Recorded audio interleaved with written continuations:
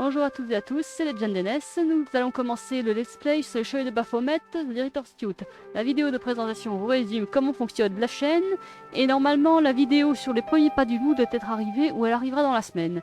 Mais nous allons commencer ce let's play, donc parlons peu, parlons bien et commençons. Paris, la ville de l'amour, de la romance et des rêves. D'après ce qu'on dit. Autrefois j'aurais été d'accord. Mais depuis ce jour-là, le jour du meurtre, j'ai toujours associé cette belle ville à la mort.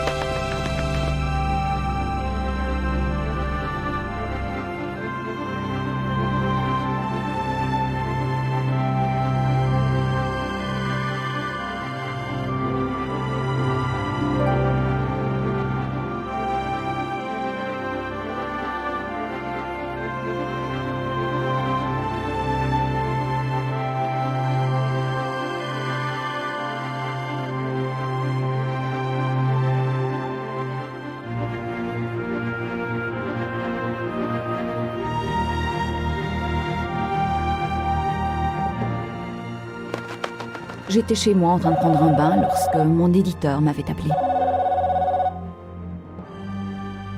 Connard, fonce à toute vitesse au Palais Royal. Tu as une interview. Avec Pierre Carchon. Oui, le Pierre Carchon. Pas de photo. Tu peux laisser ton matériel chez toi.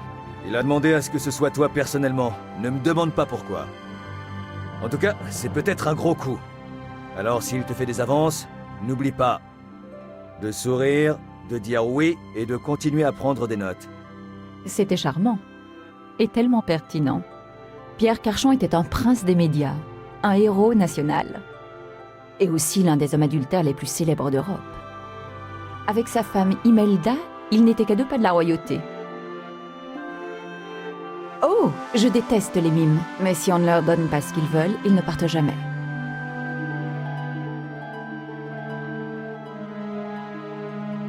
Voilà, j'y étais.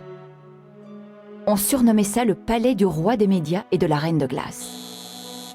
En appuyant sur la sonnette, j'avais déclenché une série d'événements qui allaient changer ma vie à tout jamais. Oui, qu'est-ce que c'est? Bonjour madame, je m'appelle Nico Collard, je viens voir monsieur Carchon. Montez, nous sommes au premier.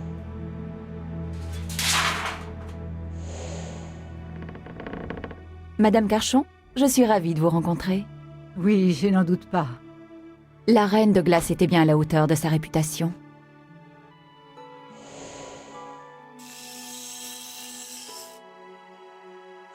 Est-ce que vous allez rester pour l'interview? Mademoiselle, je ne sais presque rien des affaires de mon mari.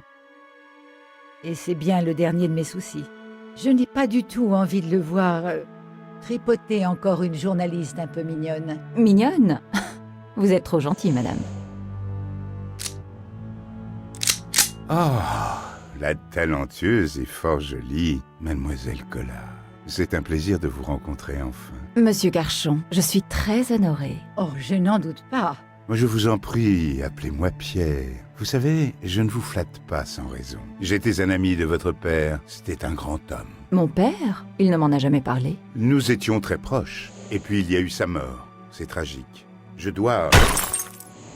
Imelda, ton satané chat est encore dans mon bureau. Encore un vase Ming, je suppose. Excusez-moi un instant, ma chère. Les journalistes sont de plus en plus jeunes. C'est peut-être le reste du monde qui vieillit, madame. Ce n'était pas un chat. Mon Dieu!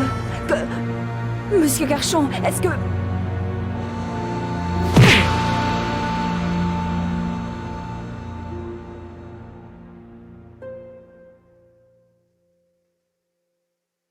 Il est mort. Je dois appeler la police. Vous feriez mieux de rester ici. Il y avait un homme. C'était le mime. Vous croyez qu'il a... Eh bien, je crois que nous pouvons écarter la thèse du suicide. Vous ne croyez pas? Je comprenais tout à coup pourquoi on la surnommait la Reine de Glace. Elle aurait été en tête de ma liste des suspects si je n'avais pas vu l'assassin de mes yeux. Et si je n'avais pas déjà vu des meurtres comme celui-là. L'un des hommes les plus importants d'Europe assassiné. Et j'étais là, moi, Nico Collard, seule sur la scène du crime. Devais-je attendre la police ou commencer ma propre enquête? La réponse me semblait évidente.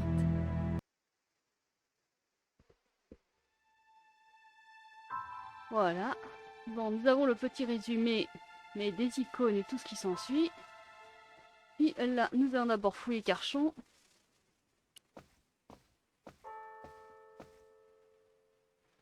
D'habitude, les mimes ne sont pas armés, mais il ne s'agissait pas d'un mime ordinaire. J'avais déjà rencontré cet assassin et j'avais déjà écrit un article sur lui. Le tueur déguisé, comme je l'avais appelé. Ça me tue quand même. Même dissimulation. Certaines personnes ont horreur de fouiller un cadavre à la recherche d'indices. Moi, ça ne me gênait pas. Je me contentais de penser à un de mes anciens petits amis. Bon, je disais donc dissimulation de preuves, entrave à une enquête policière. Nous risquons qu'en gros si on se fait attraper par la police, mais une chance, ça n'arrivera jamais. C'était l'une de mes barrettes à cheveux, ma préférée en fait. Elle avait dû tomber de mes cheveux quand j'avais été assommée. Ah si, ça arrive une fois dans le 3, mais bon, ça, je ne sais pas si je jouerai, on verra bien comment ça fonctionne. Dans sa poche, j'avais trouvé un billet pour les bateaux de la conciergerie. Je venais de toucher aux preuves. J'étais impliquée, je ne pouvais plus reculer.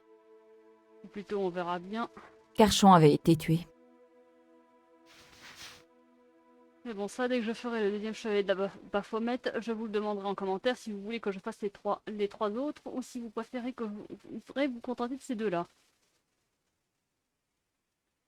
Bon, on va lire le journal déjà. Palais Royal, l'interview de Pierre Carchon. J'étais en train de prendre un bain quand Ronnie, mon rédacteur en chef, m'a appelé. À ma grande surprise, il m'a demandé d'interviewer le grand Pierre Carchon. Mania des médias et grand cours de jupons. J'y suis allé aussitôt. J'ai fait la rencontre d'un mime lugubre devant chez Carchon.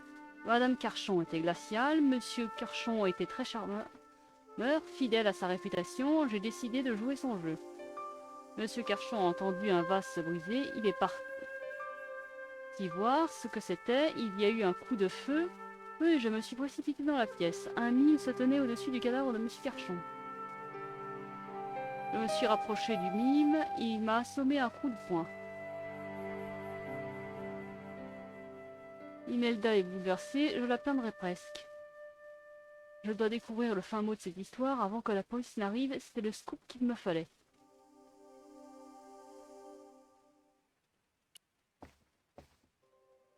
La police pouvait arriver d'une minute à l'autre. Il y avait quelque part des indices permettant de remonter jusqu'au meurtrier. Et il fallait absolument que je les trouve. Ouais. Mais ne t'inquiète pas, ils n'arriveront jamais, Nico. Je m'étais dit que ce tissu pourrait m'être utile. Bon, voilà. Nous allons ouvrir ce truc. Ah ah! Nico, ma fille, tu es vraiment trop forte. Au lieu de réconforter parce qu'il se passait quelque chose ici et que je devais trouver les réponses avant l'arrivée de la police. En plus, elle avait été ignoble et elle le méritait bien. Vous feriez ça, vous? Non, je ne crois pas.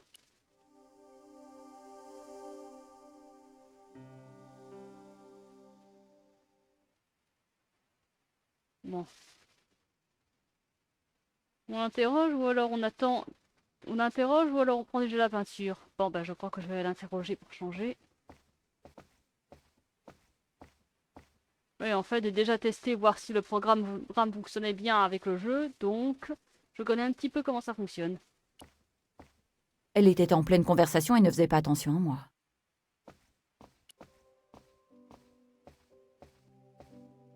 C'était un tube de peinture acrylique bleu outre-mer. Pile la couleur que je cherchais pour ma salle de bain. Je regrette, mais je dois partir. Quelqu'un est... Que faites-vous donc, jeune femme? J'admirais votre peinture bleu outre-mer. Pour l'amour du ciel, vous pouvez la garder. Oh, ben, on va l'interroger, de toute façon, il ne coupera pas.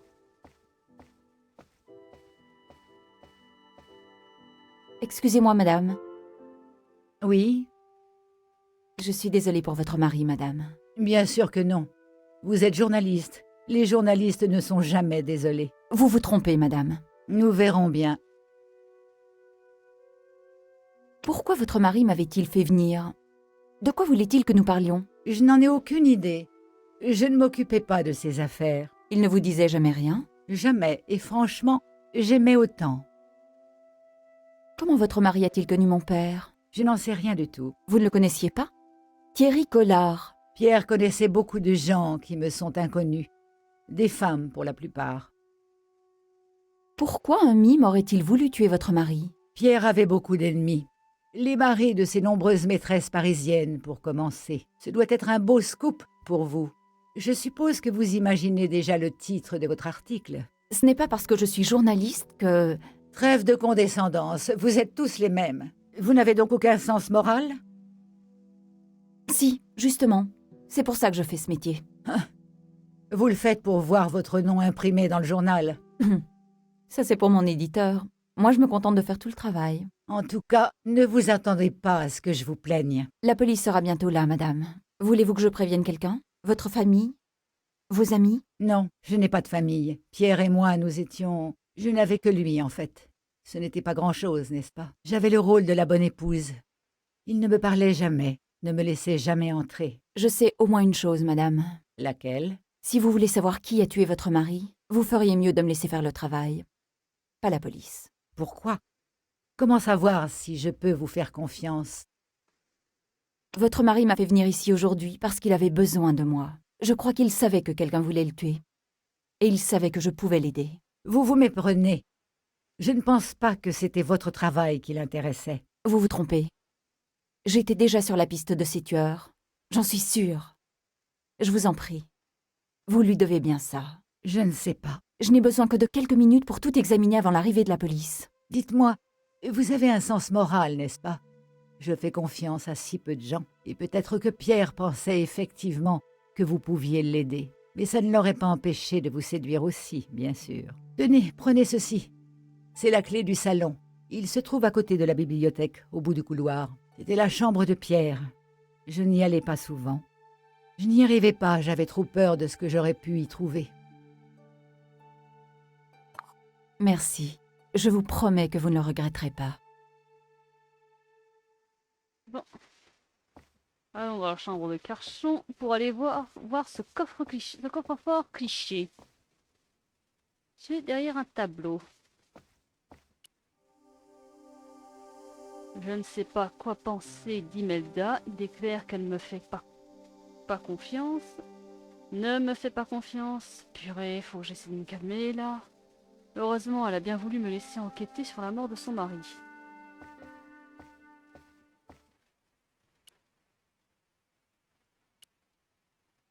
Bon. Cette fois, j'oublie pas la clé. Enfin, j'avançais. Voilà, en fait, vous devez savoir que quand j'ai testé, en fait, j'avais oublié de mettre la clé dans la serrure, et ben bon. Bon, ce qui est fait est fait. Je vais essayer de faire au mieux, mais bon, vu que je suis un peu nerveuse, vu que c'est la première vidéo, vu que c'est vraiment la première fois que je tourne en dehors de mes tests.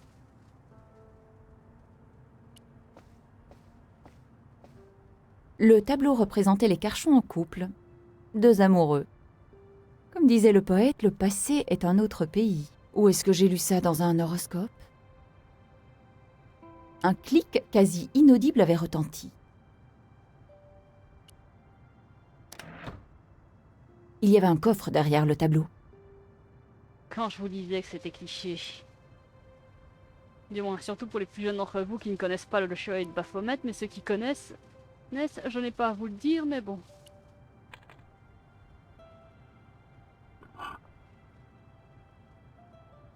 Dans le coffre, j'avais trouvé un objet mystérieux. Il portait d'étranges symboles sur sa surface.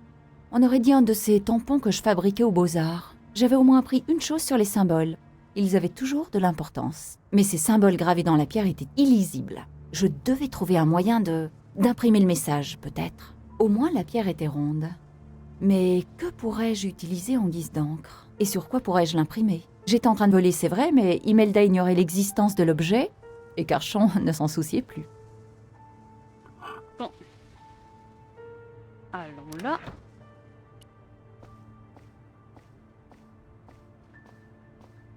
Comme je m'y attendais, le bureau était lui aussi une antiquité inestimable. C'était un rasoir. Le buvard et la corbeille à courrier avaient été alignés avec une précision mathématique. Ça, par contre, on a intérêt à prendre parce que ça nous sera utile beaucoup plus tard. J'avais senti mon cœur tressaillir. C'était un éléphant sculpté. Mais pas n'importe quel éléphant. Il avait été sculpté par mon père. J'en étais certaine, car j'avais exactement le même dans mon appartement. Une boîte qu'il avait faite de ses mains. Ainsi, Carchon connaissait mon père. Il devait vraiment être très proche. J'avais décidé d'emporter l'éléphant sculpté. Imelda n'y attachait aucune importance. Oui, et remercions la Reine de Glace pour nous avoir autorisé à prendre ce type de peinture outre-mer.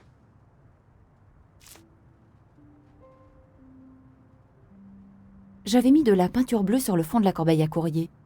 Elle était fichue. J'étais une vilaine fille, mais plutôt intelligente. Allez.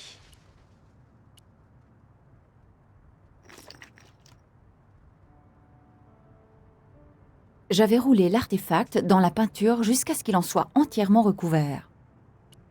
Voilà, voilà.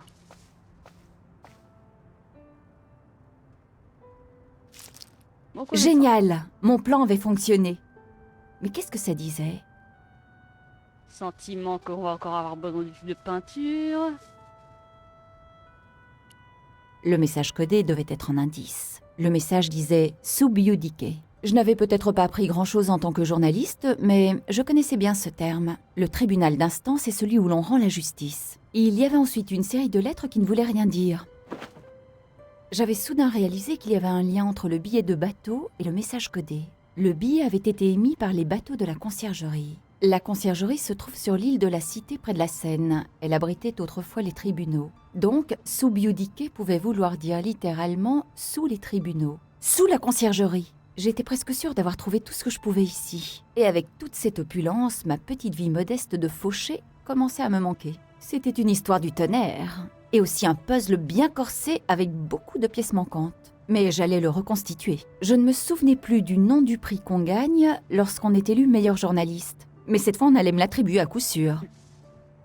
Tu veux gagner un Pulitzer, Nico? Bon, c'est pas tout ça, mais il vaut mieux qu'on y aille.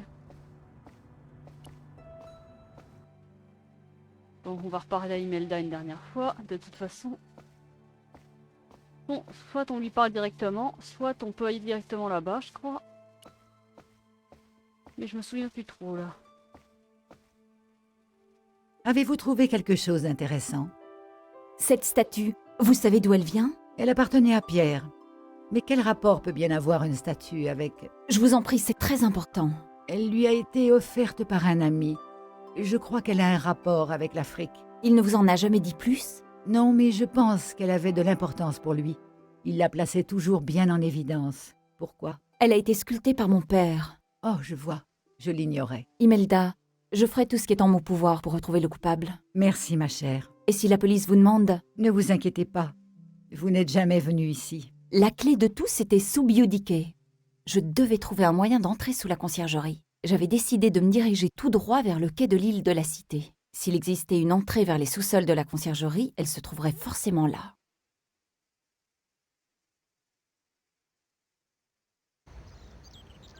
Carchon n'était pas le genre de type à traîner près d'un fleuve. Il cherchait quelque chose par ici. Quelque chose qui avait entraîné sa mort.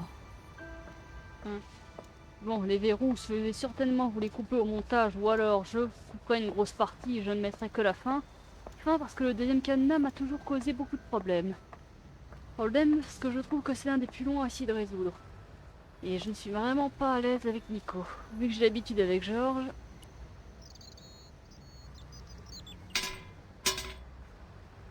J'avais essayé de pousser la clôture, mais elle refusait de bouger. 2 cadenas étranges maintenaient les portes fermées. Bon, là, nous devons déplacer, bien évidemment. Le problème, c'est que dans le 2, on va devoir aussi la contrôler. Maintenant, vu que dans The Execute, on peut la contrôler, mais pas dans le premier original. Pour ça que je ne suis pas à l'aise avec Nico. Nico dans celui-là. Mais bon. Là, on n'a pas vraiment le choix.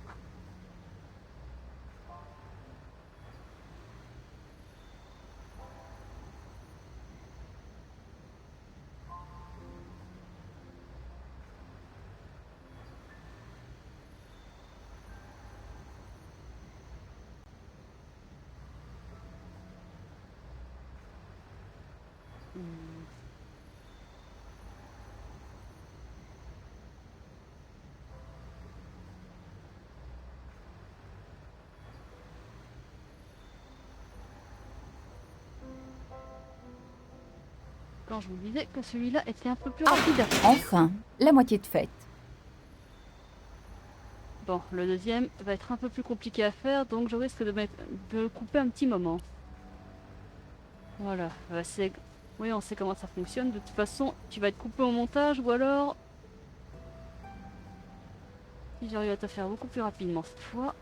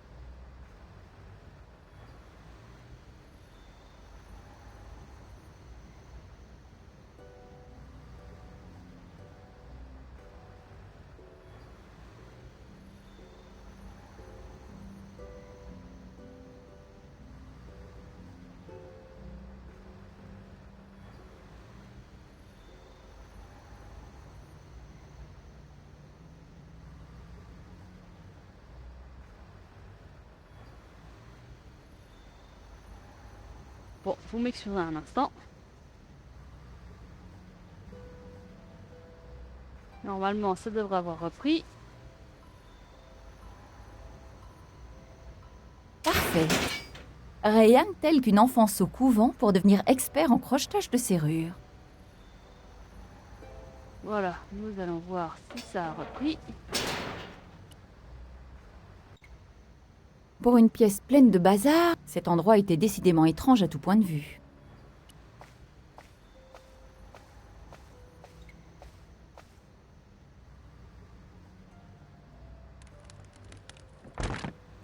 Oups, Allez, on prend la douille. une vieille douille.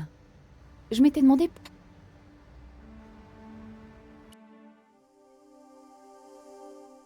Et puis vous savez quoi, je vais sauvegarder ici. J'ai un petit doute à propos de l'enregistrement là.